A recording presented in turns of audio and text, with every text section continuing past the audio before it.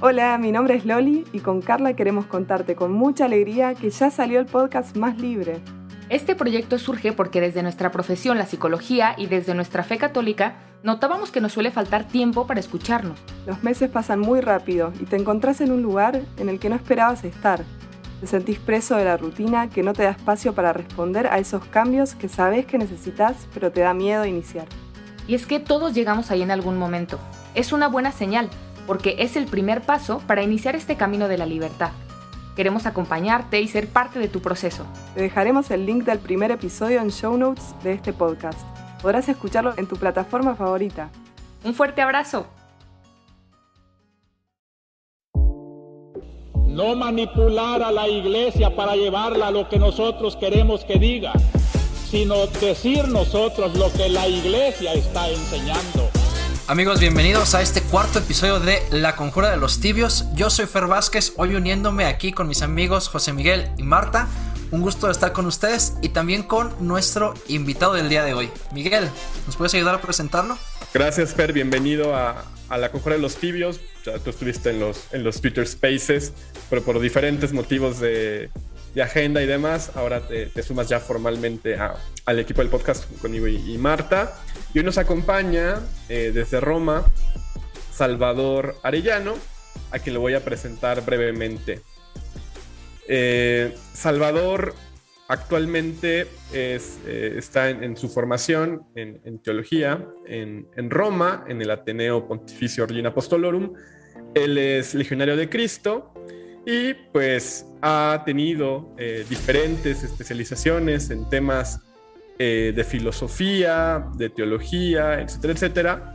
Y hoy vamos a platicar particularmente sobre su experiencia en Roma, en el pontificado del Papa Francisco, y vamos a profundizar, siguiendo esta línea de los episodios anteriores, en torno a la importancia del seguimiento de la figura de Pedro, e intentaremos pues explorar también la importancia del Papa Francisco para leer nuestros tiempos, para leer los signos de los tiempos que actualmente vive nuestra iglesia.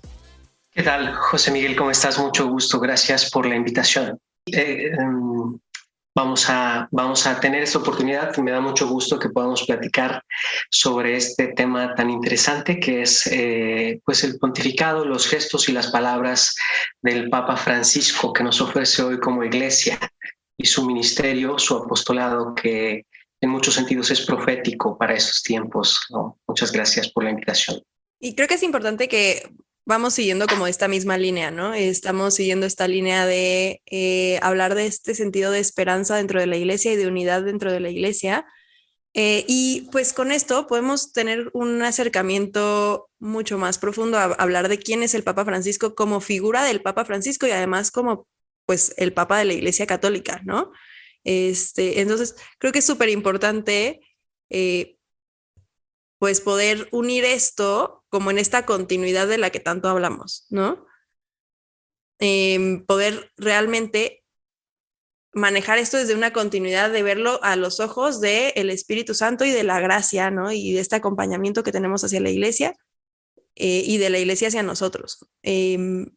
Para mí se me hace muy importante el reconocer la figura de Pedro y reconocer al Papa Francisco como auténtico vicario en la tierra de Cristo, porque es una de las cosas que principalmente nos hace ser realmente católicos, ¿no? Esta unión y esta adhesión al Papa. Yo me acuerdo cuando estaba chica, desde que estaba en la escuela, ¿no? Rezábamos todos, siempre que había misa, la oración por el Papa, ¿no? Y siempre se me quedó muchísimo esto de adhesión incondicional al vicario en la tierra, ¿no? Entonces, pues, ¿qué podemos hablar más que de esta adhesión incondicional a esta figura y con todos los tintes y matices que puede tener el Papa, ¿no?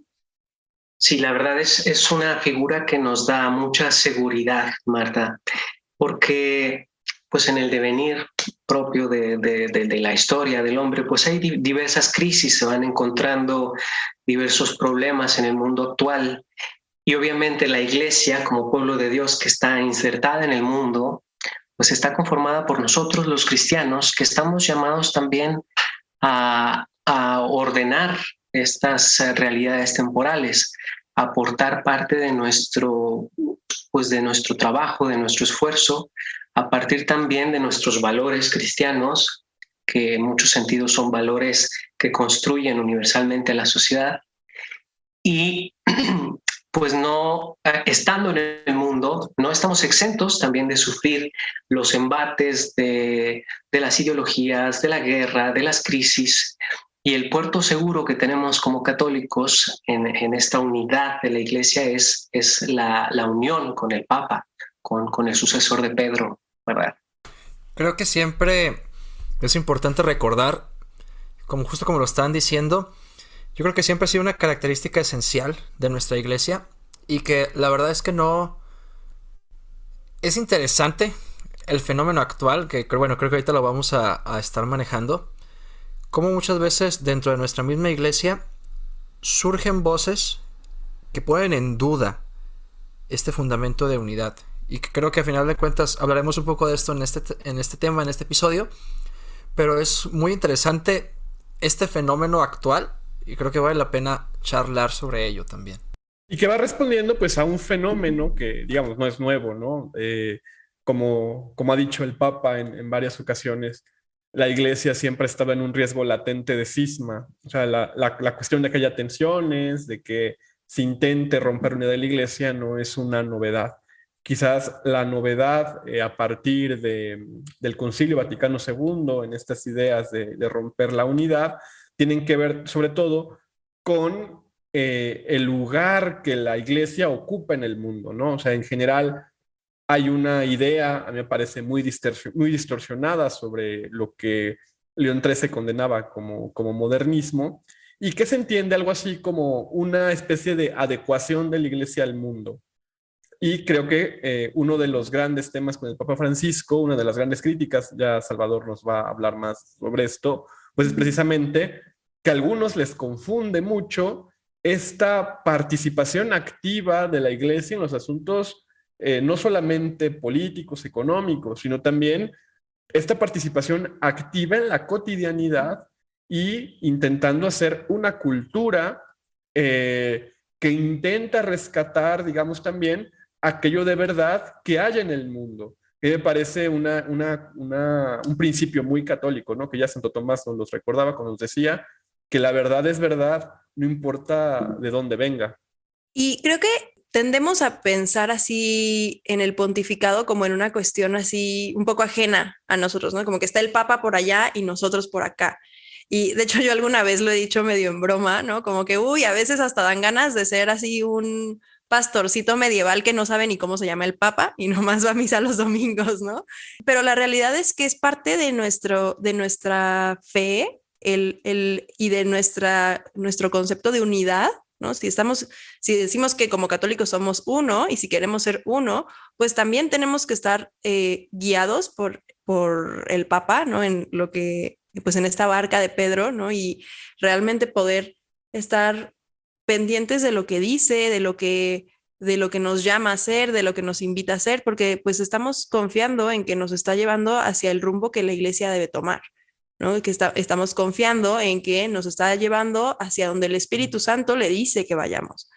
Y pues creo que esto nos debería dar cierta tranquilidad y cierta paz, como decía Salvador. O sea, esta tranquilidad de que no estamos caminando como ciegos por el mundo y ante las diferentes, pues sí, entre las diferentes ideologías y entre los diferentes cambios culturales y todo esto, no vamos caminando ciegos y tratando de discernir por nosotros mismos solamente, sino que vamos con una guía y con una guía que confiamos en que pues está guiado por el Espíritu Santo, por Dios mismo, ¿no? Entonces, este sentido de poder confiar en que el Papa va guiado por el Espíritu Santo, que creo que a veces nos cuesta mucho trabajo porque lo vemos simplemente como, a lo mejor como una guía humana o como un líder de Estado o como alguna vez lo vi en Twitter, como un monarca, ¿no? Como un monarca más, ¿no? Alguien decía, es que la Iglesia es una monarquía, o sea, pero va más allá, no solamente es una monarquía, no es simplemente como el rey de cualquier país y que hay una asociación monárquica y que el derecho divino de los reyes o lo que sea, sino que realmente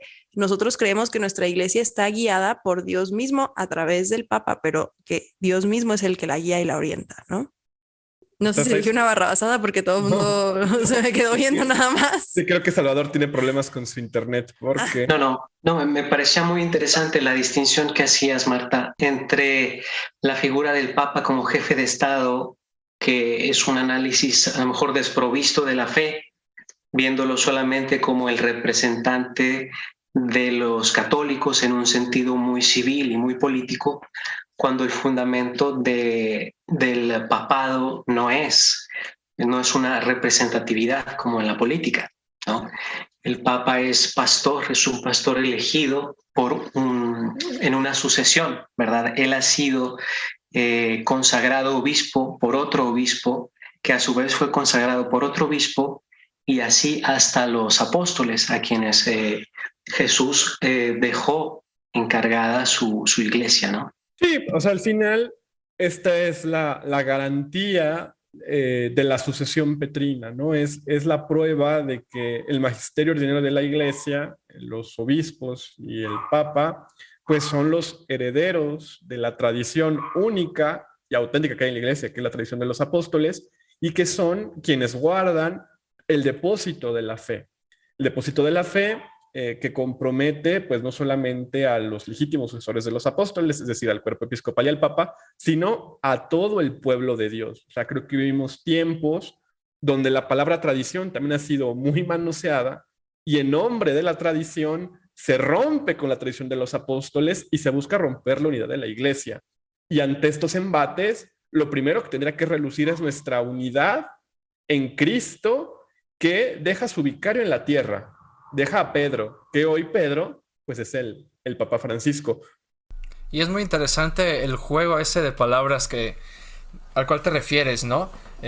Si creemos en la garantía de la continuidad de la tradición apostólica en comunión con el Papa y los obispos en comunión con él, ¿cómo esta palabra tradición, en un juego de significados muy interesante, pero en realidad a veces incluso malintencionado, muchas veces, se vuelve piedra de toque y se vuelve conflicto para empezar a cuestionar, para empezar a dudar cómo el acercamiento de los distintos pontífices, en este caso pues de nuestro actual Papa, a los temas tan urgentes de nuestra época actual,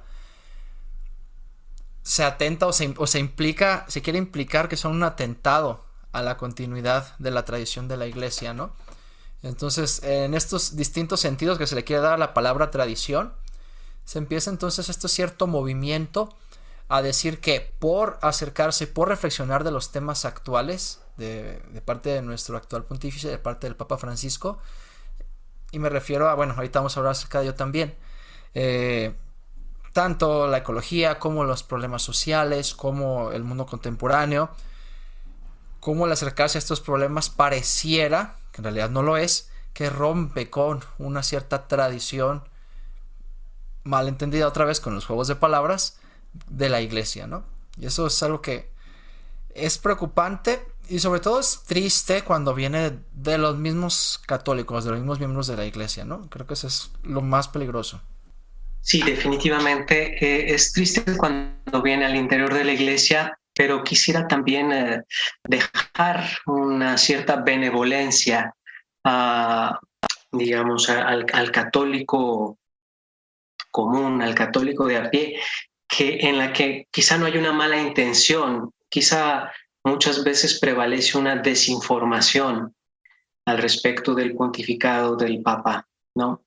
Me ha tocado discutir no solo con laicos, sino incluso con religiosos o con sacerdotes acerca de la doctrina del Papa y se quedan muchas veces con los titulares y con los tweets, ¿no? Que aparecen que ya implican una interpretación de los gestos y de las palabras del Papa.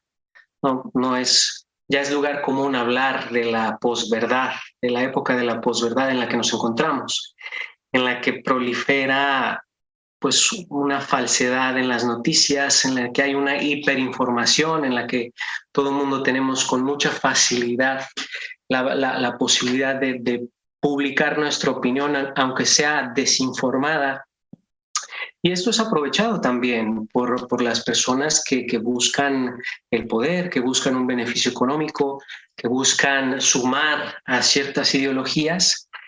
Y siendo el Papa una figura tan central y históricamente incluso una cierta conciencia moral del mundo, podríamos decirlo, pues es objeto de esta tentación de los poderosos en el mundo de manipular sus gestos y sus mensajes, ¿no? Como decir, cada quien lleva agua a su molino, de alguna manera, ¿no? Como se dice coloquialmente. Y creo que viendo desde o sea, ya con este panorama, podemos hablar de ciertas aportaciones y de ciertos temas ya más específicos en los que surge como esta controversia, ¿no? De estos temas que a lo mejor en otros pontificados no se habían tocado tanto, o si se habían tocado no habían sido tan notorios, a lo mejor porque vivíamos en un mundo menos globalizado, donde las noticias viajaban menos rápido, donde las redes sociales no tenían tanto alcance, pero de estos temas que a lo mejor recientemente empezamos a ver que el Papa toca con más frecuencia y que muchas personas incluso dicen que no se debería meter ahí, ¿no? ¿Cuál creen ustedes que podrían ser algunas de estas aportaciones que ha hecho el Papa o que ha tocado más frecuentemente el Papa y que curiosamente nos causan tanto conflicto y tanta controversia? Sí, Marta, fíjate que el Papa eligió el nombre de Francisco en honor a San Francisco de Asís, todos lo sabemos. Y históricamente al mismo santo le atribuyeron también causas que parecían alejadas de la doctrina. En este sentido, reflexionando un poco sobre los gestos y sobre las palabras del Papa Francisco, me he dado cuenta de que esta era de la posverdad, estas fake news a lo mejor han pintado al Papa de algunos colores, ¿no? Han falseado un poco, manipulando su mensaje, pintándolo de algunos colores. Vamos a ver qué piensan ustedes también. Un falso Papa Francisco que ha pintado esta era de la hiperinformación y de la posverdad es el Papa Verde, por ejemplo, ¿no? Que lo han pintado un poquito como una especie de hippie que trata de estar a la moda, hablando de la ecología, escuchando otros líderes que hablan también del cambio climático, del ahorro de los recursos, como una predicación del amor y de la paz con argumentos a lo mejor débiles. Es un papa verde que ha pintado falsamente los medios de comunicación y diferentes líderes de opinión. ¿Qué piensan ustedes de esto? Bueno, es que sin duda es innovadora la presencia del tema de la ecología en el magisterio pontificio. Ya, por ejemplo, en el magisterio latinoamericano, en Aparecida, ya aparecía el tema de la ecología. Pero también consideremos que el caso de Laudato Si, en este sentido, pues es nuevo, ¿no? Entonces, me parece que muchas personas, como bien menciona Salvador, a partir de los grandes titulares y de estas versiones reduccionistas del alcance y de la profundidad de los documentos pontificios, han hecho de Laudato Si un manifiesto proecológico en esta visión woke del mundo, ¿no? Nada más distante de la perspectiva ecológica que precisamente está en Laudato Si. O sea, me parece que cualquier persona que se haya acercado a Laudato Si con suficiente atención se dará cuenta que no es el mismo discurso ecológico del cual esta ideología, digámoslo así, como se retrató hoy, woke, intenta ser, ¿no? O sea, por ejemplo, queda muy claro por ejemplo, en Laudato Si, el sentido de la conservación o el para qué de la conservación del cuidado de la casa común. O sea, no solamente tiene que ver con esta idea muchas veces medio maltusiana que abunda en los discursos mainstream al respecto, o ecofascistas, ajá, donde parece que el problema de la ecología somos las personas humanas, ¿no? Evidentemente, el mensaje de Francisco en Laudato Si va de la mano precisamente con toda esta tradición de la iglesia de la cual hemos estado mencionando. O sea, quizás se nos olvida que el magisterio siempre está en una continuidad y que, por ejemplo, lo que sucedió en el Concilio Vaticano II con el ayornamiento no fue que la iglesia se secularizara o se adaptara al mundo moderno. Más bien es la comprensión de la modernidad desde el mensaje eterno, perenne que es el Evangelio.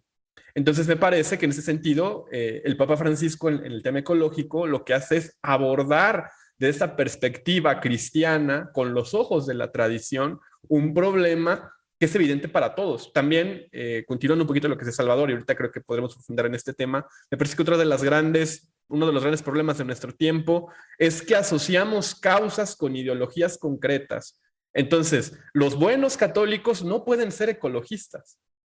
Y perdemos, o sea, por ejemplo aquí, mucho del compromiso del cuidado de la casa común, que, ojo, está sostenido en uno de los pilares de la doctrina social de la Iglesia, está sostenido en el destino universal de los bienes. Y de ahí viene también toda la lectura económica del Papa Francisco, que igualmente es muy incomprendida.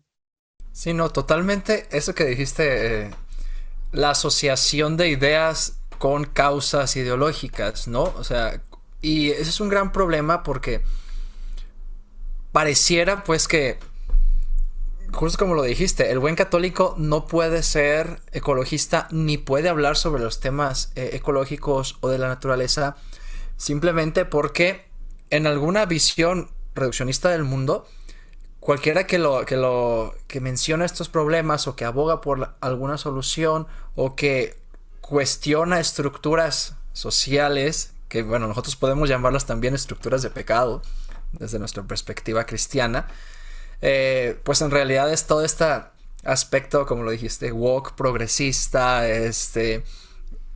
que precisamente nos ve a los seres humanos como una plaga. Ahora se usó mucho ese discurso en el pasado Día de la Tierra, y en realidad no, o sea, desde los conceptos y el significado que les damos los cristianos, tanto en Laudato Si como en Magisterio Anterior, querida Amazonia también, es completamente distinto. O sea, vaya, incluso desde el concepto de casa común que nosotros usamos, o que los cristianos deberíamos de usar más en el aspecto de la ecología, ya desde ahí lo entendemos completamente distinto. La naturaleza como el don de Dios, la naturaleza como el lugar donde el ser humano realiza su misión, donde se manifiesta el don de Dios como su creación hacia nosotros los hombres, y por supuesto la responsabilidad del cuidado, que es completamente ajena a cualquier aspecto ideológico, que es completamente distinta a cualquier aspecto ideológico, y que nosotros como cristianos, que el Papa Francisco en su magisterio lo hable, no significa que esté abanderando también la causa ecologista progresista, si lo queremos ver así. Y es muy peligroso identificarlos, ¿no? Ambos, ¿no? O sea, pensar que son lo mismo. Sí, esta idea que decía Salvador del Papa Verde, ¿no? Que, claro, pues el Papa es el Papa y el Papa está guiando a la Iglesia Católica, ¿no? Y hacia donde, y pues a las personas de buena voluntad, ¿no? Incluso así empiezan las encíclicas, ¿no? Todos los obispos y personas de buena voluntad, ¿no? Y que hable del cuidado de la casa común, pues no automáticamente lo vuelve Greta Thunberg II, ¿no? No lo vuelve una figura que sea el abanderado del ecologismo, el abanderado pues sí, de esta idea que para muchos el ecologismo lo asocian con ser antifamilia o anti niños o anti algo, ¿no? Entonces, más que esto, yo creo que realmente nos debe remitir a una reflexión profunda de lo que es la creación y de por qué estamos al cuidado de la creación. Hace un par de meses, con mis alumnos de primera y secundaria estábamos viendo el tema de la creación, ¿no? Y me decían, es que siempre vemos la creación, todos los años vemos la creación en formación católica, y era, sí, pero no con esta perspectiva, ¿no? Y el texto, incluso el material de apoyo que venía para esta parte, era muy bonito porque venían fragmentos de Laudato Si, venía una reflexión al final de la unidad en donde se les preguntaba qué era lo que ellos tenían que hacer para agradecer la creación, ¿no? Cómo agradecían su propia creación con su vida. Y entonces esto nos remite pues a un punto mucho más humano, y además que nos une pues a Dios, ¿no? La creación está ahí. Dios ha creado todo lo que existe por amor, es literal lo primero que te enseñan en el catecismo de primera comunión. Dios ha creado todo lo que existe por amor, y cómo vamos a responder a ese amor. Entonces creo que ese es un punto que el Papa pues ha retomado, y no por eso, como dicen ustedes, se une o se alía a una ideología diferente al catolicismo, ¿no? El catolicismo debería tener esta mentalidad de cuidado de la casa común, porque Dios creó todo lo que existe por amor. Y creo que sí es una figura muy peligrosa que tomar, como asociar al Papa como Papa verde, ¿no? Efectivamente. Fíjate, el Papa en la Laudato Si habla de la creación. Él pone en el centro de la doctrina, en este documento acerca de la ecología, si lo queremos ver así, la palabra creación, que es una palabra que implica relación, porque si hay creación, hay un creador y un creado y algo creado, ¿no? Y al decir que debemos de ser custodios de la creación, está poniendo al ser humano al centro de la creación, como creado a imagen de Dios, que debe de cuidar los bienes que Dios le ha proporcionado para su plenitud. Entonces, hablar de alguna manera de la ecología, del cambio climático, le ha abierto al Papa la puerta para llegar a sectores a los que no había llegado la doctrina social cristiana y también para tocar temas, por ejemplo, de la defensa de la vida. El hablar de la creación al Papa le ha abierto la posibilidad de señalar lo que él ha mencionado en esta frase ya acuñada como cultura del descarte, ¿no? Que no solamente es esa cultura que usa lo creado, usa las cosas y las tira, sino que llega a usar y a tirar también a la persona misma. Al Papa hablar de la creación le ha permitido defender la vida humana desde su concepción hasta su muerte natural. Le ha permitido defender a los enfermos, a los pobres, estar en contra de la pena de muerte, del tráfico de personas, de la proliferación de las armas, de cualquier forma de abuso del hombre por el hombre, porque en el centro de la creación está justamente la vida del ser humano. Y bueno, y también yo creo que aquí es importante añadir y señalar que esto no es una innovación del Papa Francisco. Estas categorías, por ejemplo, de cuidado de la persona, están presentes en el magisterio de la Iglesia, por lo menos en estas categorías de persona, desde el Concilio Vaticano II. Entonces, por ejemplo, podemos buscar en el catecismo y vamos a encontrar que ahí hay definiciones, por ejemplo, de la noción de persona como fundamento de la moral católica. Entonces, aquí podemos también hacer esta exégesis de la continuidad, o sea, ver cómo hay una gramática común en los magisterios pontificios y que de esto también ya habló Benedicto XVI, de esto ya habló Juan Pablo II, Juan Pablo I, Juan XXIII y Pablo VI. Bueno, ahí me equivoqué, Pablo VI, Juan XXIII, ¿no? Pero a lo que intento aquí mostrar es que quizás la polémica está en que el acento que el Papa Francisco ha puesto es incómodo, porque también vivimos, me parece, tiempos donde sí tenemos más información y más acceso a doctrina, pero también tenemos una idea, digamos, ajena o alejada de aquello que la Iglesia nos va mostrando y nos va enseñando como madre y maestra. Creo que hemos caído en ciertos sectores, y yo me incluía ahí antes precisamente de quizás haber tenido como esta conversión al Papa Francisco, de mirar como un regalo, como un don, como una obra de la gracia del Espíritu Santo en la historia a los pastores que nos pone y cómo a partir de ahí, de esta providencia gratuita, nosotros como personas humanas podemos discernir los signos de los tiempos. Y desde ahí podemos, como nos dice el Papa, con fidelidad creativa, abordar con perspectiva cristiana los problemas de este mundo que son muy complejos, que como él nos recuerda en Evangelii Gaudium, tenemos que partir de esta lógica de que la realidad es superior a las ideas, de que el todo es superior a la parte, de que el tiempo es superior al espacio, que la unidad es superior al conflicto y que nosotros somos parte que intenta comprender toda esta complejidad y que requiere del auxilio divino para poder discernir adecuadamente. Sí, también otra forma de contrarrestar esta falsa imagen de un papa como un poco verde o como hippie sería observar los gestos y la postura tan clara y apoyada en la ciencia que tomó ante la pandemia, ¿no? Apoyándose de la ciencia, de la Academia Pontificia para las Ciencias, para la Vida, tomando una postura clara, apoyando a los gobiernos y a las instancias encargadas de la salud, dando ejemplo, vacunándose a sí mismo. Eso no lo había hecho un papa buenín verde.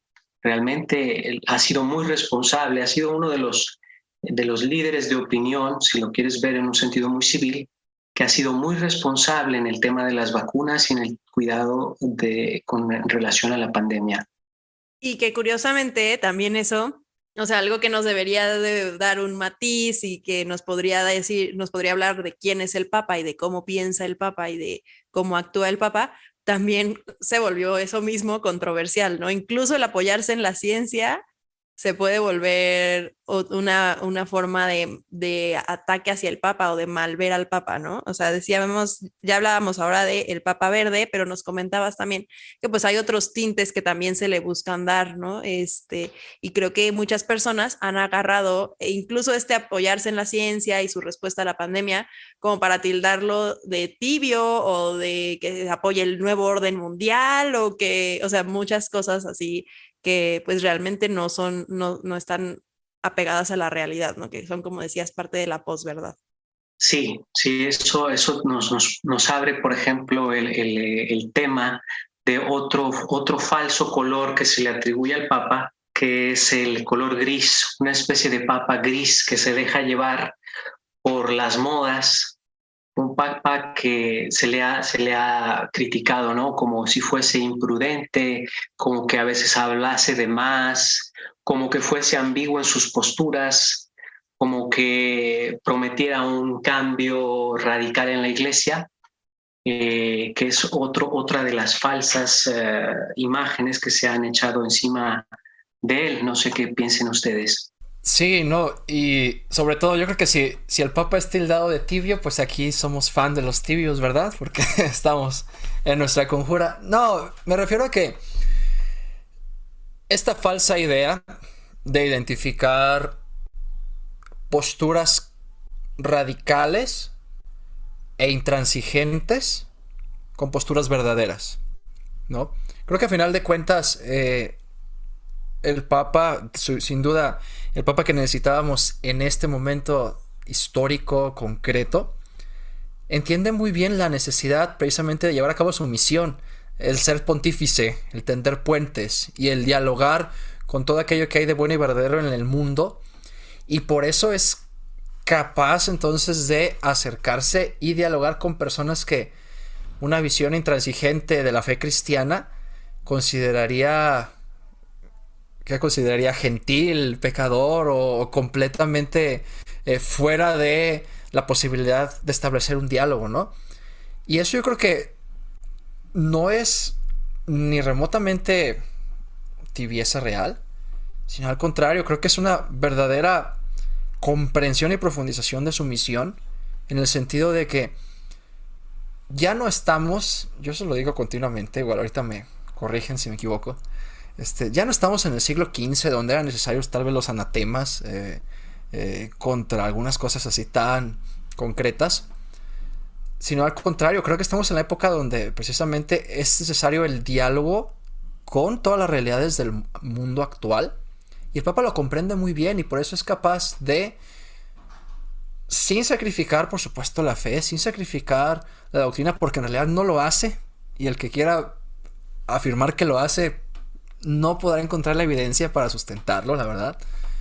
Sin sacrificar la fe, sin sacrificar la moral, sin sacrificar la doctrina, se acerca a estas realidades borderline, ¿no? Se acerca a estas fronteras, se acerca a estas periferias de las que tanto hablamos y dialoga con ellas. Y eso, la verdad, es, si lo vemos incluso desde el punto de vista meramente humano, ha abierto a la Iglesia algunas relaciones, si lo quieres así, con organizaciones, con aspectos de la sociedad que no tenía, pero también desde el punto de vista del Evangelio nos ha servido para tender puentes y llegar a esta unidad y deseo de fraternidad universal, aunque a algunos les brinca el término, que también es un deseo de Cristo, el que todos vivamos como hermanos, y eso no es tibieza ni ser gris, Al contrario, ser radical en el amor y en el evangelio. Padre, que todos sean uno, ¿no? O sea, es la misma oración que hace Jesús y que realmente, justo yo no creo que el Papa sea tibio, siento que es capaz de dialogar con las diferentes realidades y creo que esto lo hace una figura muy accesible para muchas personas. Verdaderamente yo he tenido conversaciones con personas que realmente no se consideran a ellos mismos parte de la iglesia o que están alejados de la iglesia y que realmente ven en el Papa Francisco una figura en la que sí se pueden apoyar, en la que sí se pueden acercar, ¿no? Y esto, pues yo creo que también propicia muchos escenarios de conversión. Y, o sea, nadie convierte, bueno, se intentó, ¿no? Pero se ha intentado, pero no ha sido como lo más productivo. No se convierte a punta de espada, se convierte a través del abrazo fraterno y del recibir a las personas y no de alejarlas, sino de, es que si no estás, o sea, si no renuncias a la lucha ecológica, entonces no puedes ser católico, o si no luchas contra las vacunas, no puedes ser católico, o si no te pones en una postura completamente fideísta, no puedes ser católico. A ver, no, o sea, el poder realmente ponernos desde una perspectiva que hable de lo que realmente es la iglesia, de una perspectiva que muestre que la iglesia valora la razón, que la iglesia valora la ciencia, que la iglesia valora la casa común, que la iglesia valora a los diferentes grupos, a los diferentes grupos marginados especialmente, es muy atractivo para las personas. Y a ver, como iglesia no estamos llamados a solamente ser proselitistas y como, ay, ¿cuál va a ser nuestra estrategia de mercado para llamarle la atención a más gente? No, pero sí estamos llamados a evangelizar y a que todas las personas puedan o sea, que sea como los primeros cristianos, ¿no? Miren cómo se aman y no solamente miren cómo se aman entre ellos, miren cómo aman a los que están excluidos, miren cómo aman a los que trabajan por diferentes causas justas, ¿no? Entonces, ojalá que eso se pudiera ver y creo que el Papa ha hecho mucho este esfuerzo de amar de manera que las personas puedan decir, mira cómo ama. Y esto es muy llamativo y invita muchísimo a la conversión. Y además esta lectura del Papa Gris me parece que surge de leer la iglesia desde categorías humanas, como si el Papa fuera, como bien decía Salvador, una especie de presidente de la iglesia católica, o sea, trascendiendo, digamos, o negando, o sea, justamente la lectura secularista, o sea, irónicamente, vean cómo los extremos aquí se tocan. Esta lectura política de la iglesia es inmanentista, niega la trascendencia de la iglesia, o sea, es decir, la participación del Espíritu Santo y de su gracia en la historia y que providentemente nos va guiando. Entonces me parece que cuando decimos que el Papa prometió demasiado y hecho poco, pues es negar esta obra sobrenatural y peor aún, me parece matar la esperanza de la iglesia. O sea, creo que estos proyectos de evangelización, como luego se burlan, tendepuentes, están basados en eso. O sea, es arrojar un salvavidas a ver si alguien lo cacha, pero siempre partir de la buena voluntad, como bien nos recordaba Marta, que así comienzan las encíclicas, y también de entender que llueve sobre justos y pecadores, que la gracia opera sobre la naturaleza y que el abrazo fraterno es aquello que los cristianos tenemos que comprender, me parece, como ese ABC de la pedagogía de la evangelización. Entonces creo que el Papa Francisco lo ha tenido muy claro. Me parece que es complicado comprender el gesto si uno no profundiza en su figura, si uno no intenta comprender nuestro tiempo. Me parece que el Papa Francisco quizás su mayor radicalidad está en que nos confronta, en que nos mete los dedos en la llaga. Y ese es el punto del Evangelio. O sea, yo no sé si estamos viviendo una vida cristiana plena si no nos incomoda el Evangelio. Yo creo que el Evangelio tiene que incomodarnos. Claro que también nos consuela, pero también, como bien lo dice el Concilio Vaticano II, ¿no? La Iglesia tiene una función de anuncio, pero también tiene una gran función de denuncia. Y que sin esa función de denuncia estaríamos precisamente cayendo en complicidad con el mundo. Y esa me parece que es la verdadera, ese es el auténtico sentido del inmanentismo, del verdadero modernismo, que era aquel que denunciaba León XIII a finales del siglo XIX. No sé cómo tú lo veas, Salvador. Sí, sí, totalmente. Para comprender algunos gestos y palabras del Papa Francisco, porque ustedes han tocado incluso temas que están presentes en la encíclica Fratelli Tutti, pero para comprenderlo hay que saber de dónde proviene. El Papa Francisco es una persona muy original en su ser jesuita. Y dentro de la doctrina espiritual de los jesuitas, algo muy central es el discernimiento cotidiano sobre ti mismo, pero también el discernimiento de los signos de los tiempos. Y en este sentido, el Papa ha manifestado que en algunas cosas se requiere, entendido en este marco de discernimiento, un pensamiento incompleto.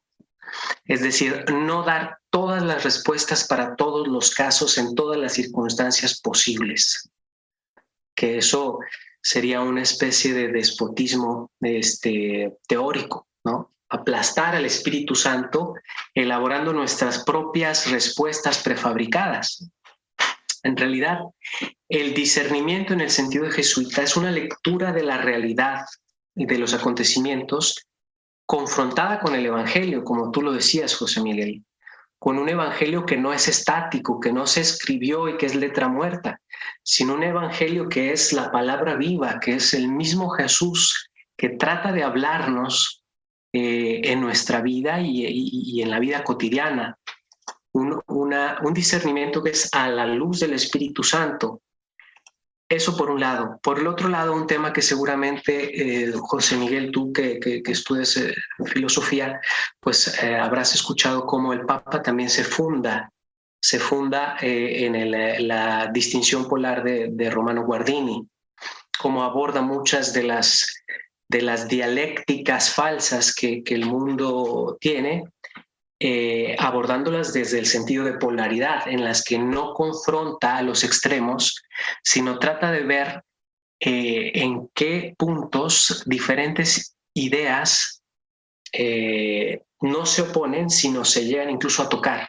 Sí, y creo que ahí es uno de los desafíos de la figura del Papa Francisco, porque también se dan luego estos reduccionismos de que el Papa no es teólogo, de que el Papa no tiene formación filosófica, viene de otra comprensión quizás de la teología que coincide, me parece, en muchos puntos, por ejemplo, con la de Joseph Ratzinger. Me parece a mí en este sentido, Francisco, más cercano filosóficamente o teológicamente a Wojtyła, precisamente porque parten, o sea, claro que son teólogos, también Wojtyła era un filósofo, igual yo creo que Francisco más que teólogo es un filósofo.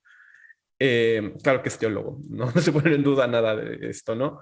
Pero en el sentido en que sus referencias, por ejemplo, son estos autores como Romano Guardini, ya nos mencionaba en el capítulo pasado Gabo Leal la presencia de Maurice Blondel en Francisco, sin duda Gastón Fessard y su dialéctica de los ejercicios espirituales, que no son autores mainstream en la biblioteca católica y que no están, digamos, en el pensamiento común teológico habitual, que inclusive los teólogos católicos, sobre todo cuando tienen una formación, no digo ni siquiera tomista, o sea, como en estos manuales tomistas de finales del XIX, que no son, yo creo, la mejor manera de aproximarnos a Santo Tomás, que hacen reduccionismos, ¿no? O que tienen una visión muy distorsionada, me parece, del ayornamiento de la Iglesia. O sea, yo sigo pensando que este tema con el Papa Francisco y su rechazo es un apéndice de la mal comprensión y la plena ignorancia que hay sobre el Concilio Vaticano II. O sea, yo creo que Francisco, el Papa, lo que ha intentado llevar siempre es ser un hijo del concilio, llevarlo a sus últimas consecuencias, tal como lo hicieron sus antecesores, pero me parece en un diálogo más frontal con el mundo porque la emergencia de nuestros tiempos lo exige. Porque hoy estamos viviendo situaciones de pecado muy graves que me parece que si no se abordan desde la denuncia, pero siempre fundamentados en la esperanza, nos rebasa la realidad. O sea, creo que, por ejemplo, hablando de los colores, tenemos el Papa Verde, el Papa Gris, también está el Papa Rojo. O sea, a mí me sorprende que hoy hoy nos sigamos escandalizando porque los papas hablen de justicia social, porque se recupere el magisterio social de la Iglesia, que, ojo, no es opcional para los católicos, es parte de nuestra doctrina moral. Y también que el Papa constantemente nos está hablando del pecado social, que es un pecado que no nos gusta ver. Y que verdaderamente no nos gusta ver. En el momento en que señalamos algo de justicia social, es muy confrontativo, pero realmente nos obliga a pensar si lo que tú decías, ¿no? O sea, qué tanto estamos siguiendo el Evangelio si no nos confronta. Hace un par de meses escuché una homilía padrísima. O sea, fui a una misa en una parroquia a la que nunca voy, ¿no? Y fui por casualidad.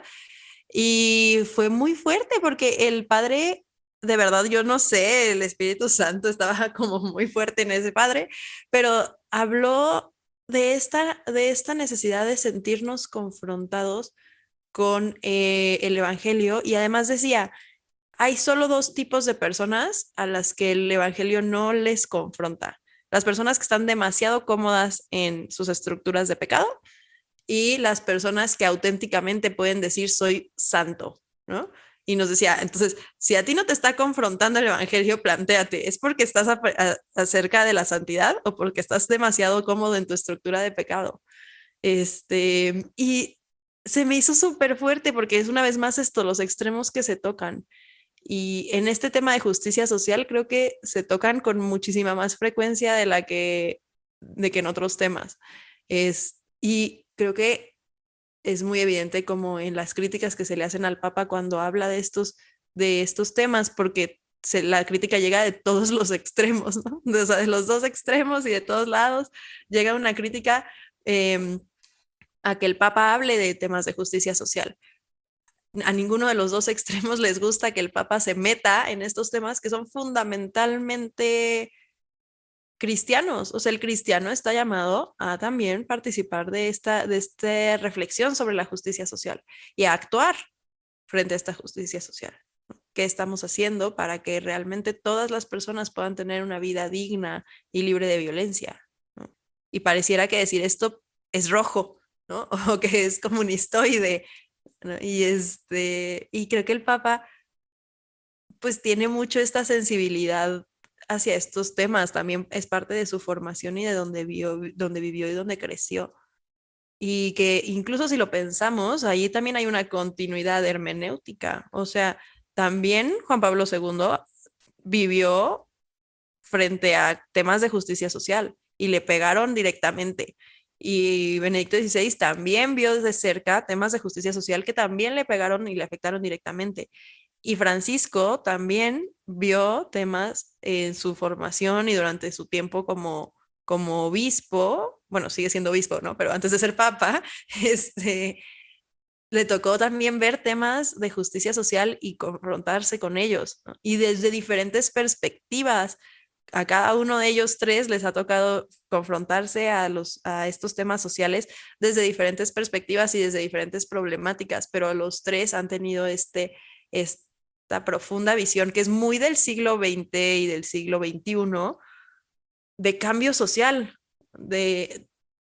pues de esta que viene desde la Revolución Industrial y que claramente el magisterio debe responder y responde desde incluso Rerum Novarum, ¿no? Entonces, no siento que debería ser un tema tan controversial cuando al final de cuentas es un tema que viene de continuidad hermenéutica y de continuidad del magisterio y de continuidad incluso del Espíritu Santo que actúa.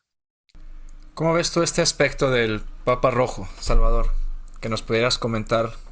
Bueno, fíjate que aquí me acerco más a la lectura que hizo el filósofo italiano Massimo Borghesi, que él analiza un poco cómo es que en el extremo rechazo que vivimos como iglesia a los terrores que se vivieron en el siglo pasado, particularmente en el comunismo, y que todo se identificó como una ideología que podía traer pues un daño a la sociedad y al ser humano, esta lucha, digamos, que se emprendió contra eso a partir de los señalamientos del Papa Juan Pablo II, quizá se empezó a rechazar todo lo que pareciera atención a los pobres y temas de justicia social. Pero el Papa Francisco, como bien lo dijo Marta, él vivió en una situación de tensión ideológica cuando le tocó ser rector del Colegio Máximo en Argentina y después como obispo, enfrentando a una dictadura, enfrentando a un pueblo que estaba altamente ideologizado, que había persecución por temas de ideología, y él tuvo que desarrollar en ese tiempo como formador de jesuitas y también como líder religioso algunas vacunas contra los extremos ideológicos de un lado y del otro del panorama político, ¿no? En ese sentido, él se apoyó primero porque venía de una formación humanista muy, muy fuerte. Él, recordemos que fue también profesor de literatura. Entonces, él traía una formación de los grandes clásicos donde los valores cristianos son resaltados de una manera muy, muy, muy plástica. Por eso decía Marta que da ejemplos que son accesibles a todas las personas. El Papa ha hablado de cuánto ha leído a Cervantes, a Dante, a Víctor Hugo, a Hölderlin, a Dostoyevsky, a Pemán, ¿no? Cuánto aprecio tiene por I Promessi Sposi, por Los novios de Alejandro Manzoni, y después también por la literatura que recogía los valores populares de Argentina, ¿no? Sabemos de su cercanía a Borges, sabemos cuánto le gusta el Martín Fierro de José Hernández. Entonces, él tuvo que, bebiendo de toda esta cultura, vacunarse contra las digamos, extremos ideológicos, ayudándose también, como les decía, de la oposición polar de Romano Guardini y también la crítica a los ateísmos políticos que hizo Alberto Mertol Ferré, y llegó a formular una concepción de pueblo de Dios, el Papa Francisco, que superara las categorías dialécticas, ¿no? En ese sentido, él pudo ver dónde estaban los errores, no solo de un socialismo, sino también de un capitalismo, de un liberalismo despiadado, ¿no? Y saber superarlas con una categoría de pueblo fiel de Dios, el asilo, en donde a partir de la doctrina que sabemos que el pueblo es también lugar de revelación, es lugar de fe. Escuchar al pueblo y a sus necesidades también es, de alguna manera, escuchar a Dios. Esto podría ser leído erróneamente como una, digamos, un intento de teología de la liberación, pero que en realidad se acerca más a una teología del pueblo, ¿no? La teología que estaban desarrollando teólogos como Lucio Gera, Rafael Tello o Juan Carlos Escanone, y también con otras categorías que tomó el Papa Francisco, por ejemplo, de Henri de Lubac, en su libro de Meditaciones sobre la Iglesia, en las que él tomó el término de mundanidad espiritual. Cuando disfrazamos actitudes no evangélicas, las disfrazamos de un cierto puritanismo espiritual, en el que no me llega a tocar el evangelio. Puedo hablar muy bonito de los pobres y de que hay que amar a los pobres, pero no amarlos en realidad, no, de no hacer nada por eso, de tuitear el amor al prójimo y el amor a los pobres desde mi super iPhone, ¿no? Y ir hacia mi iglesia, mi parroquia, hacia mi liturgia, pasando por las periferias existenciales sin que me interpelen, ¿no? En ese sentido, el Papa, pues claro que nos llama la atención a todos como católicos, ¿no? Me llama mucho la atención eso que dices, la creación de nuevos conceptos o de nuevas manifestaciones, no, más que manifestaciones, nuevas expresiones para contrarrestar los dos extremos ideológicos, ¿no? Y yo creo que eso también es parte de lo que tanto nos cuestiona, o por lo que es tan incómodo, ¿no? A los extremos. El hecho de que no se va precisamente hacia ninguno de los dos extremos, sino que intenta crear pues,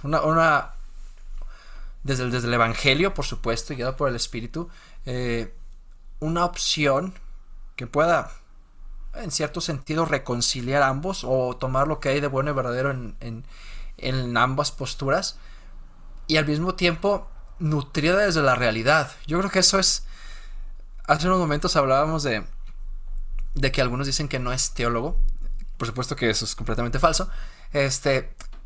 Pero al contrario, sino que su reflexión teológica está nutrida desde la interpretación de la realidad, y por supuesto desde nuestra realidad latinoamericana, que es una realidad muy concreta, y que la verdad es que es realmente otro de los signos providenciales de Dios, ¿no? El hecho de que ahora la cabeza de la iglesia, bueno, el vicario de Cristo, traiga la visión de esta iglesia latinoamericana, ¿no? Y que desde desde el puesto, mejor dicho, desde la vocación de ser cabeza de la iglesia, se expresa la fe desde la visión latinoamericana. A mí se me hace increíble también, y creo que hay mucho que aprender en este método, ¿no? En esta interpretación, hacer teología desde la realidad, desde la propia historia, sin buscar irse a alguno de los extremos, sino intentar evitar ambos, los opuestos ideológicos. Y es una de las razones por las que el Papa Francisco causa tanta contradicción entre los que no lo entienden, pero también tanto cariño entre los que creo que nos esforzamos por intentar leer lo que está haciendo, ¿no?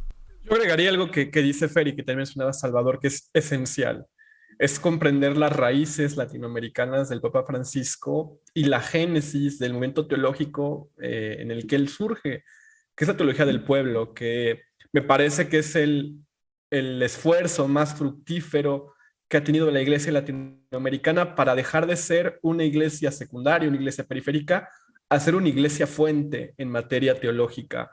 Me parece que si revisamos la conferencia de Aparecida de la Conferencia del Episcopado Latinoamericano, encontramos ya estas raíces de una iglesia madura, que la iglesia latinoamericana, si bien recupera categorías de la teología europea, tiene también una impronta de originalidad muy importante, y que con estos nombres que ya nos mencionaba Salvador, como Lucho Llera, como Rafael Tello, como mi queridísimo maestro Juan Carlos Escanone, vamos ampliando nuestra comprensión de la historia en un lugar teológico, que es algo que a veces se nos olvida.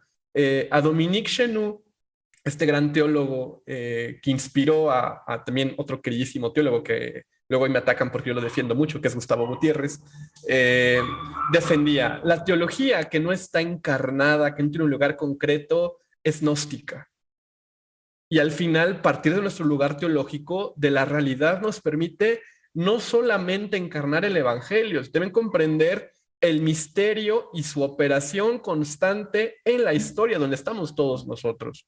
Entonces, me parece que quizás aquí es donde viene la cuestión central con Francisco. O sea, tenemos que romper también esta dialéctica centro-periferia.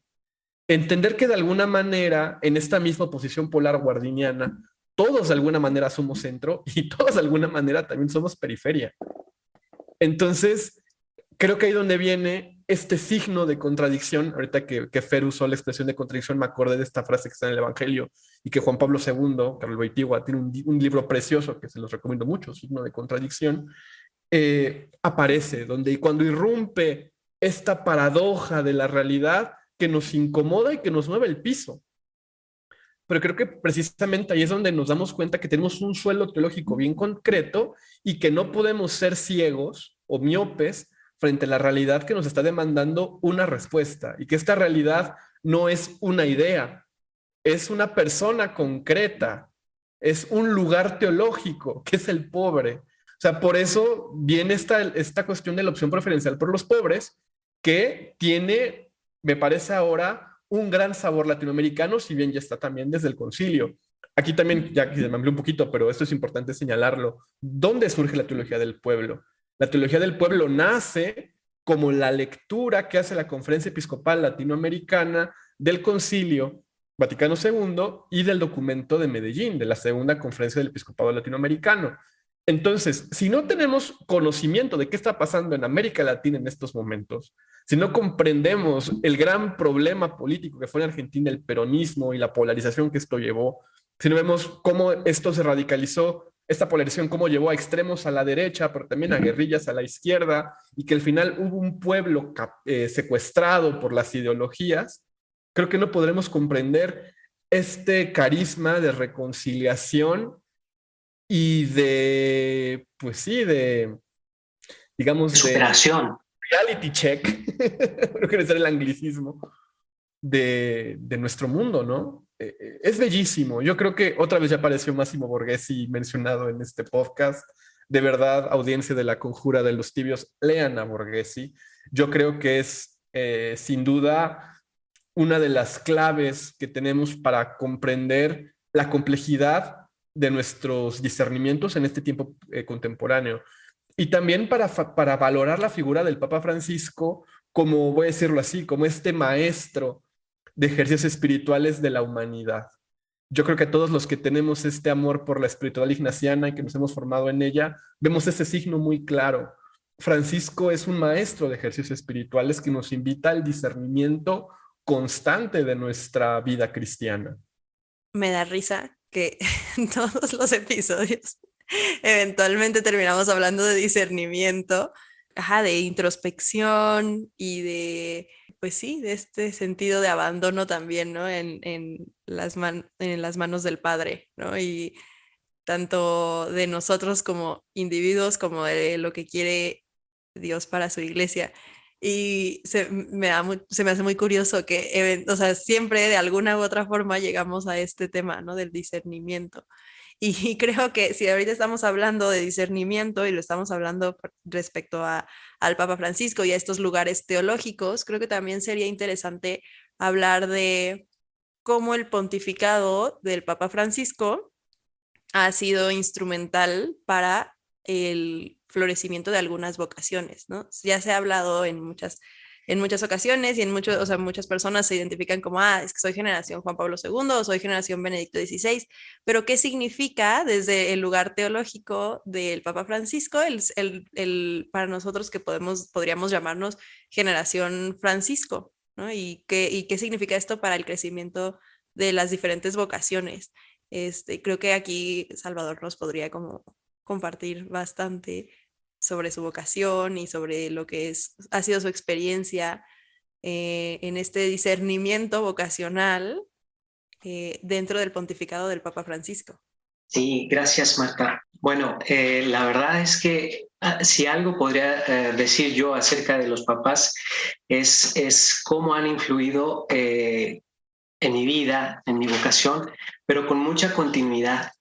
Fíjate, porque en realidad yo le tengo mucho cariño al Papa Juan Pablo II, porque yo soy de Durango y el Papa Juan Pablo visitó mi ciudad cuando yo era niño.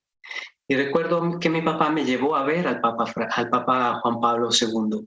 Durante mi adolescencia siempre escuchaba en la misa que rezábamos por el Papa Juan Pablo II, ¿no? Y mi primer acercamiento a los documentos de la iglesia cuando era joven, pues era a los documentos del Papa Juan Pablo II, al menos a los que se entendían, porque sin saber filosofía, luego hay muchos que pues tienen su complejidad, ¿no? Pero una de las cosas que más me llamaba la atención era la apertura a la santidad de los laicos. O sea, que alguien me dijera que sin ser en ese momento religioso podía llegar a tener una plenitud en la vida que me llevara a la santidad, pues me conquistó esa idea, y esa idea la escuché pues mucho en Juan Pablo II. Me acuerdo del discurso famoso, me parece que es en el Estadio de Chile, cuando dice: jóvenes, no tengáis miedo de mirarlo a él, y señala con muchísima fuerza un rostro de Cristo, ¿verdad?, en ese estadio. Ese rostro de Cristo joven que me presentó el Papa Juan Pablo II me cautivó. Después, ya cuando empecé como a estudiar ya mi carrera y todo, me tocó la llegada del Papa Benedicto. Y aunque su persona parecía no tan carismática como Juan Pablo II. Sin duda, Juan Pablo II conquistaba las masas con su palabra, ¿no? Y con su presencia. Pero Benedicto tenía ese don de hacer las cosas complejas de la teología y de la fe, desmenuzártelas de forma que dijeras, wow, o sea, entendí algo bien profundo, ¿no? Tenía esa capacidad de meditar, era un pedagogo natural, ¿verdad? Y yo ingresé a la vida religiosa bajo el pontificado del Papa Benedicto en el 2009. El Papa Benedicto ya en mi vida religiosa pues fue un soporte muy fuerte porque pues como saben en mi congregación hubo grandes problemas los últimos años, pero con la guía de la Iglesia en la persona del Papa Benedicto logramos superar estas crisis fuertes que vinieron al interior de la congregación. Entonces para mí era como esa ancla, ¿no? De la que te agarras cuando arrecian las mareas.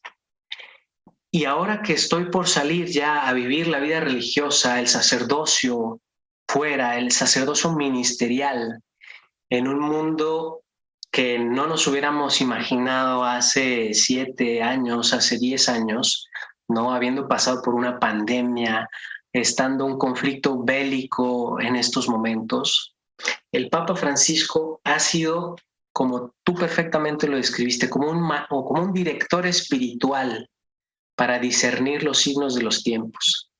Si tienen la oportunidad, o no sé si lo hayan hecho, leer el libro, el de Soñemos Juntos, el que escribió durante la pandemia, es una lección de discernimiento ignaciano aplicada a la situación del mundo actual, ¿no? A la situación particularmente en el tema de la pandemia.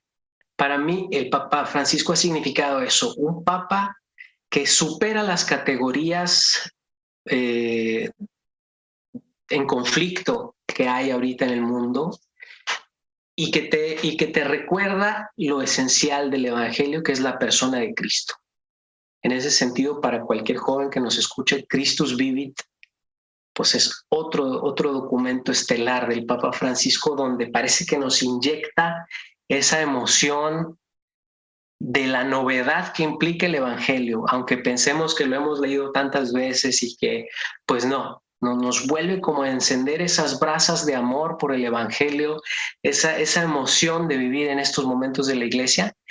Y con las pistas que me ha dado el Papa Francisco en su pontificado, me hace pensar a mí que estoy recorriendo este camino hacia el sacerdocio, que es el mejor momento para ser sacerdote. A mí me da mucha emoción, o sea, ver es que este mundo está sediento de Cristo y que sí hay una respuesta, sí hay una palabra que responde a la sed de todas las personas y es volver a lo esencial del Evangelio. A mí me llena de emoción. Y eso lo veo en el Papa Francisco, lo veo en su valor de ir a las periferias, de ir a las zonas de conflicto, de escuchar a todos, alguien para quien no hay hermanos excluidos, ¿no? Todos se deben de sentar en la misma mesa a dialogar. Eso me encanta de él, esa superación del conflicto. Y pues es lo que te podría decir. Me parece un pontificado profético en este sentido. Ay, se me hizo muy bonito. Se me hace muy bonito y además qué fuerte cómo lo manejas como el mejor momento para ser sacerdote, ¿no? Cuando muchas personas podrían decir, no, es que es el peor momento y la iglesia está en crisis y el mundo está en crisis y la batalla cultural y no sé qué y no sé cuántos, pero poderlo ver con esa mirada y con esa mirada de servicio y de una vocación al servicio de los demás y de una vida al servicio de los demás. Ay, se me hizo súper bonito. Muchas gracias por compartirnos eso.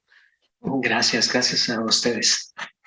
Bueno, yo aquí compartiendo también algo, a mí me pasó justo algo similar.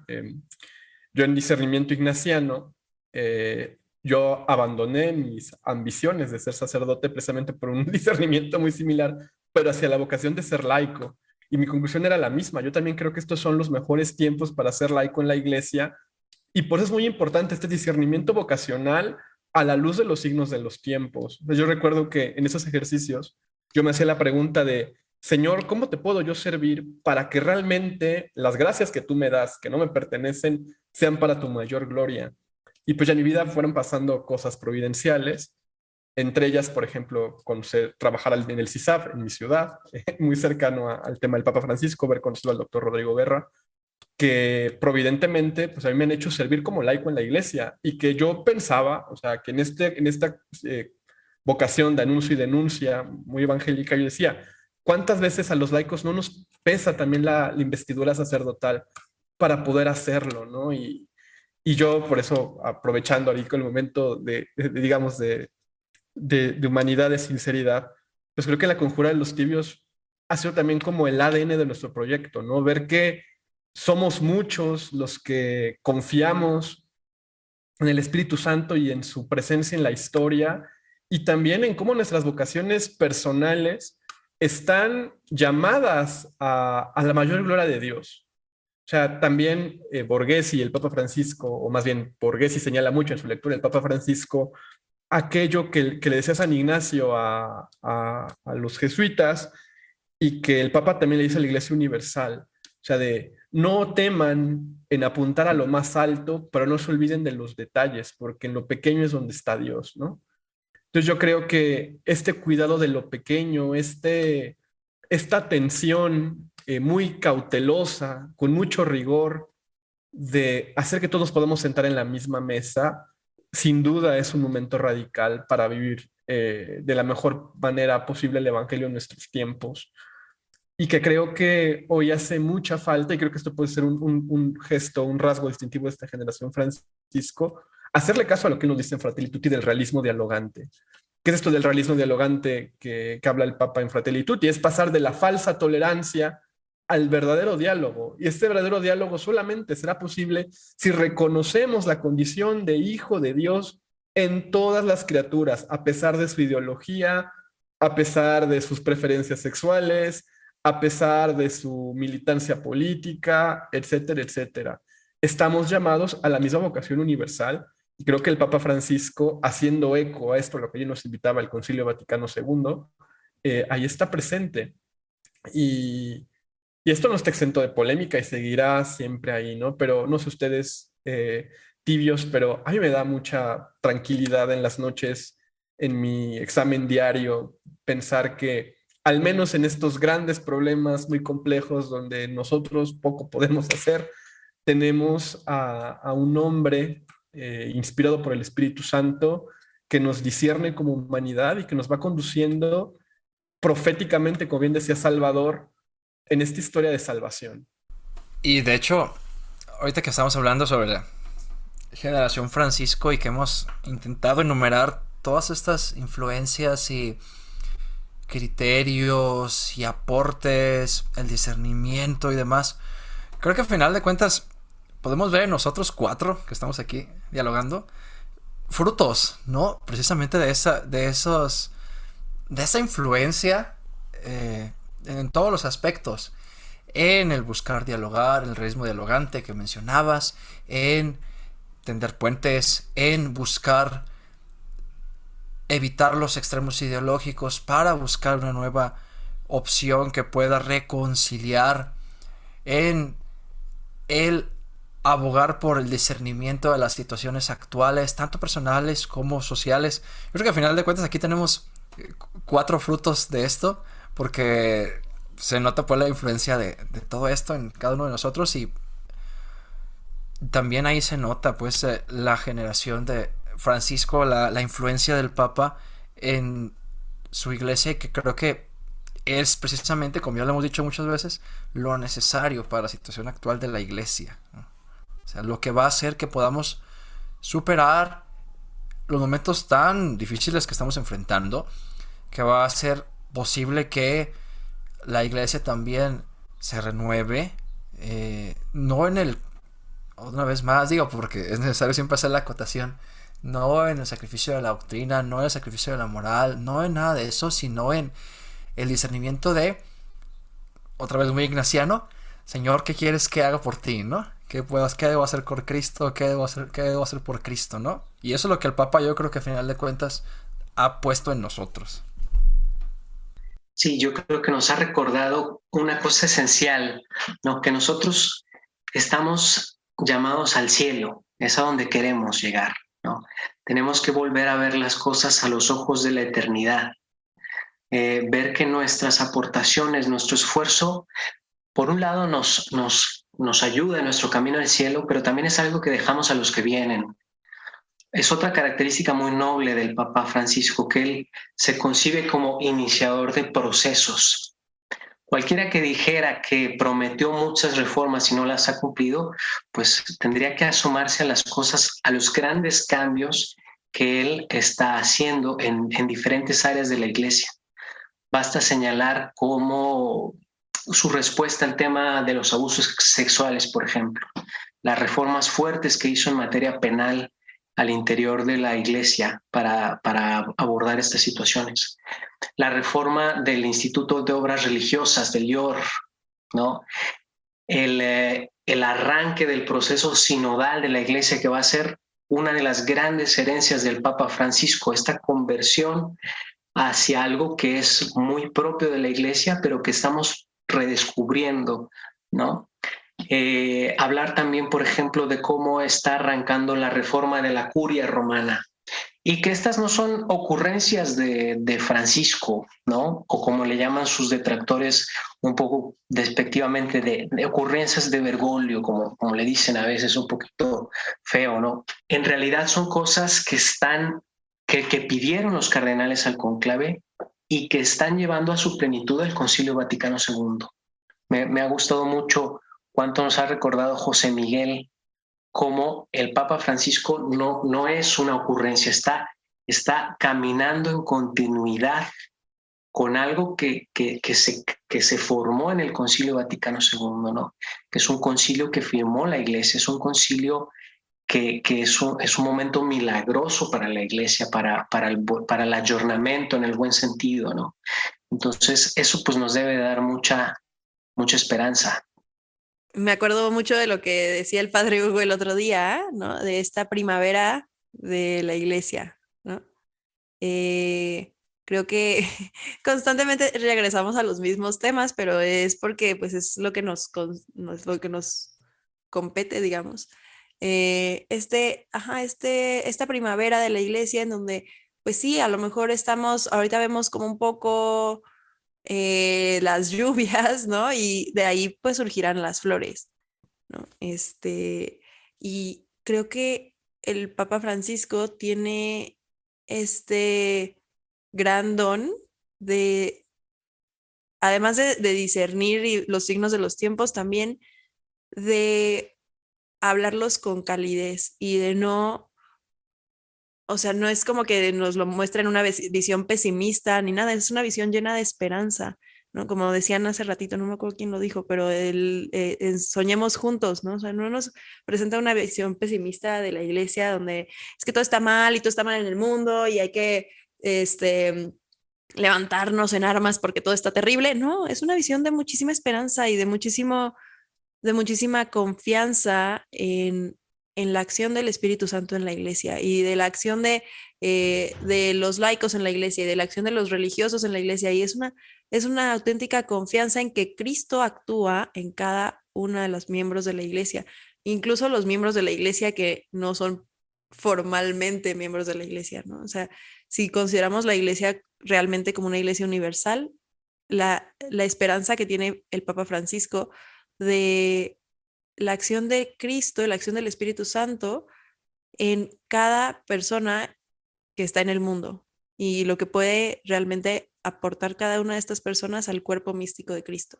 Y ya para ir cerrando, Salvador en la Semana Santa vivió una experiencia muy cercana al Papa Francisco. Le tocó acolitar en la vigilia pascual. Entonces, no sé, Salvador, si nos puedas contar, pues, cómo lo viviste, cómo fue estar en este gran acontecimiento sirviendo. Claro, gracias, José Miguel. Sí, esta Semana Santa, este periodo cuaresmal ha sido muy especial aquí en Roma. Creo que para todos los católicos en el mundo, pero aquí se siente muy cerca porque ha estado enmarcado en el conflicto bélico.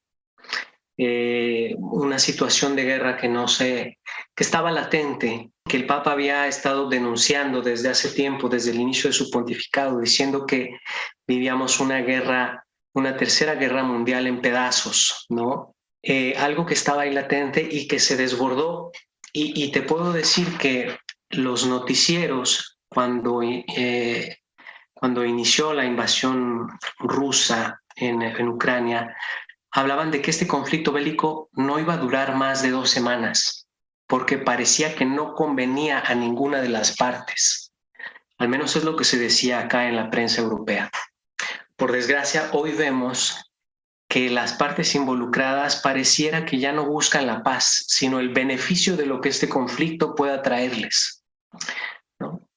Entonces, en ese sentido fue una semana tensa para el Papa Francisco como líder de los católicos, como líder moral también de muchas personas de buena voluntad. Y personalmente yo lo viví en ejercicios espirituales, como me acerco a la ordenación diaconal.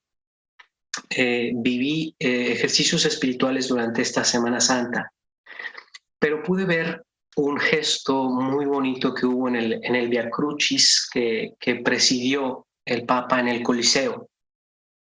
Para quienes nos escuchen y no lo sepan, durante la Semana Santa, cada Viernes Santo, el Papa reza un Via Crucis viviente en el Coliseo aquí en Roma. Y el Papa Francisco ha tenido la característica de que las estaciones de este Via Crucis sean escritas por personas comunes, por católicos comunes, en el sentido de que expresan a través de los sufrimientos de Cristo las propias cruces. Aquí, en una de las estaciones, hacia el final, 2 jóvenes italianas eligieron portar la cruz. Bueno, residentes de Italia, porque originalmente una es rusa y una es ucraniana, y querían portar la cruz como un signo para todas las personas que iban a estar atentas al Via Crucis, ¿no? Y hubo muchas protestas políticas e incluso religiosas acerca de este texto. El Vaticano tuvo que aclarar que iban a portar la cruz por una elección personal de ellas, porque querían manifestar, ¿verdad?, silenciosamente el escándalo de la cruz, de alguna manera, ¿no? Entonces me tocó eso verlo durante la Semana Santa, y eso nos tocó profundamente a quienes tuvimos la oportunidad de presenciarlo así en directo. Después me llegó la noticia por parte de mis superiores de que podía participar en la celebración litúrgica de la vigilia pascual, que es la misa, digamos, pues la misa importante del año. De alguna manera, todas las misas son importantes, pero es con la misa que proclama la resurrección de Cristo, con el pregón pascual, con el fuego nuevo, ¿verdad?, con la encendida del cirio pascual. Entonces acudimos algunos miembros de la congregación en formación, otros hermanos aquí seminaristas, y pues allí nos dieron la oportunidad de servir en distintas áreas de una celebración tan grande como es esta, además en el Vaticano. Y yo creo que me pasó un poquito lo que Saqueo, fíjate, porque por mi baja estatura, el ceremoniere principal de Papa Francisco me dijo que yo le iba a ayudar personalmente a él. Entonces estuve prácticamente al lado de Papa Francisco durante toda la ceremonia, a unos pocos metros, observando en primera persona el desarrollo de esta celebración.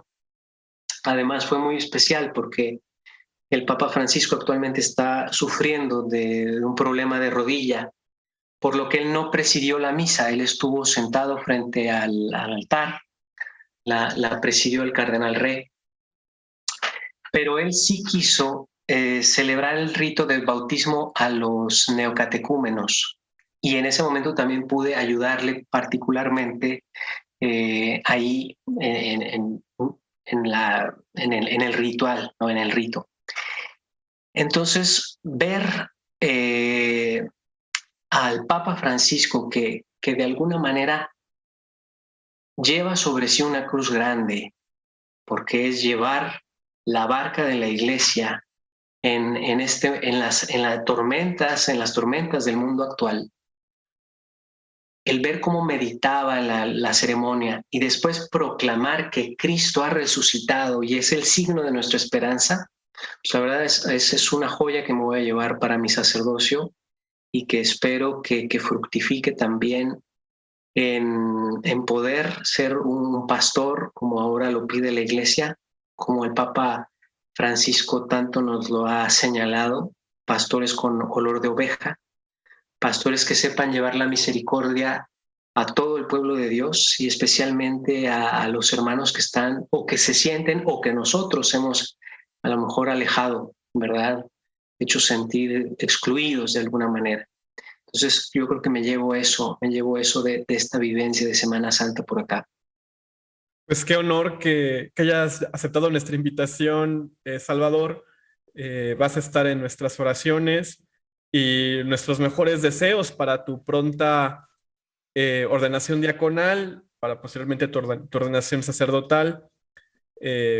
Nos mantenemos en oración y creo que ahorita Fer y Marta lo complementarán, pero a nosotros creo que nos ayuda mucho este tipo de testimonios en la Conjura de los Tibios, porque creo que así también nosotros podemos ir discerniendo nuestra vocación. O sea, a veces, por ejemplo, cuando hacemos el podcast, tenemos una idea más o menos estructurada de cómo será y cómo se irá dando el episodio, pero como ya lo decía Marta al final, creo que nos quedamos con lo pequeño, con estos pequeños gestos, ¿no? Con estos acontecimientos donde la gracia de nuestro Señor se nos manifiesta y como bien decía Salvador, donde nos damos cuenta de que el cielo es nuestra meta y de que estamos llamados a algo más grande, pero que eso grande se trabaja desde aquí en la tierra. Entonces, yo sé, Salvador, que vas a ser un enorme sacerdote y Gracias. que tu vocación, pues, será la mayor gloria de Dios. Muchísimas gracias por la invitación, también por tus palabras y por tus oraciones. Pues sí, nos mantendremos en oración y estaremos pendientes de cuando sea tu ordenación. Si la transmiten por algún lado, la veremos, y si no, pues invítanos. No, no es cierto. Bueno, si quieres, sí. Claro que están invitados totalmente. Y nada, pues agradecerte el testimonio, porque justo como dice José Miguel, o sea, es muy importante para nosotros como a través de este medio en el que estamos, hemos podido como descubrir realmente lo que muchas personas ven de la iglesia y lo que muchas personas han discernido para su propia vida a la luz del magisterio de la iglesia, ¿no? Y de esta madre y de esta maestra que tenemos y que nos acompaña y no nos deja. Reitero lo que ya dijeron mis compañeros. Muchas gracias, Salvador, por venir aquí a la Conjura de los Tibios. Y más que nada, sobre todo por enriquecernos aquí, porque más que una exposición o algo así que queramos hacer aquí, creo que también acaba siendo para nosotros un hablar sobre nuestra fe, sobre nuestra vida cristiana y un enriquecernos mutuamente. Y la verdad, tu presencia aquí, platicar contigo, compartir experiencias contigo, también nos enriquece a nosotros. Reitero también que nos encomendamos igual mutuamente en la oración, y muchas gracias por tu tiempo.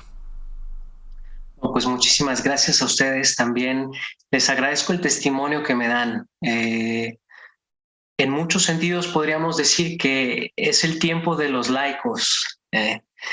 No es algo oculto o algo que no se sepa, que el número de vocaciones probablemente en algunos lugares de la iglesia está disminuyendo. Pero si una cosa hermosa nos ha dejado los últimos pontificados y el Concilio Vaticano II, es ese despertar primaveral, como lo mencionaba Marta, de las vocaciones laicas a la santidad, que están asumiendo ese protagonismo, ¿no? Que están diciendo, es nuestro momento también de construir la iglesia, que siempre lo ha sido, no hay que, también olvidarlo, pero que toma una relevancia porque también nosotros, una de las cosas a las que nos invita el Papa es es a dejar de asumir el control como religiosos o como sacerdotes, ¿no? También un poquito clericalismo es abrir los espacios a la participación de los laicos, porque ustedes también tienen muchísimo que aportar y también el Espíritu Santo está hablando, yo creo que hoy más que nunca, a través de los laicos como ustedes. Pues muchas gracias. Tenemos como la costumbre de que al final de cada episodio preguntamos por alguna recomendación de algo que quieras hacer, alguna recomendación de un libro, de música, de alguna película, alguna recomendación que quieras hacer para los que nos escuchan. Ándale, aquí sí me tomaron desprevenido, ¿verdad? Yo regresaría a este último libro de Soñemos Juntos. Sí, les recomendaría a las personas que tengan pues un poquito a lo mejor que no conozcan al Papa Francisco o que tengan un poquito de desconfianza, a lo mejor por lo que han leído en los medios o por lo que algunos líderes políticos han agitado, digamos, en la sociedad. Dense la oportunidad de escuchar al Papa Francisco, escuchar sus catequesis que son tan cercanas, y si quieren empezar por un documento, empiecen por este libro. Este libro les va a dar una imagen muy humana del Papa, alguien que tuvo que dar una respuesta al mundo ante una situación tan complicada como lo fue la pandemia, y que su respuesta fue transmitir un mensaje, transmitir el mensaje del Espíritu Santo discerniendo estos tiempos. Yo les recomendaría mucho que lean este libro de Soñemos Juntos. Súper, muchas gracias por la recomendación. La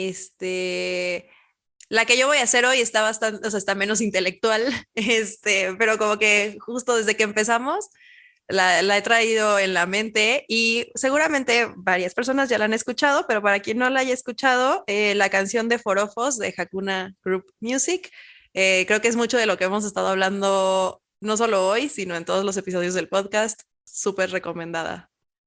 Bueno, yo la recomendación que les haría es una que ya ha aparecido aquí en el podcast, pero de nuevo volver a la biografía intelectual del Papa Francisco hecha por Massimo Borghesi y su última obra, Hospital de Campo. Creo que sin duda nos ayudan a profundizar en estos temas y también a ver esta vena latinoamericana muy importante que está en el pensamiento del Papa. Y si quieren profundizar más sobre el tema, les recomiendo mucho un librito que escribió Juan Carlos Escanone, que se llama La Teología del Pueblo. Juan Carlos Escanone fue maestro de filosofía de Jorge Mario Bergoglio en el seminario de San Miguel, en Argentina, y cuando nombraron a Jorge Mario Bergoglio Papa, Escanone escribió este librito de las raíces teológicas del Papa Francisco para ver, o sea, del bagaje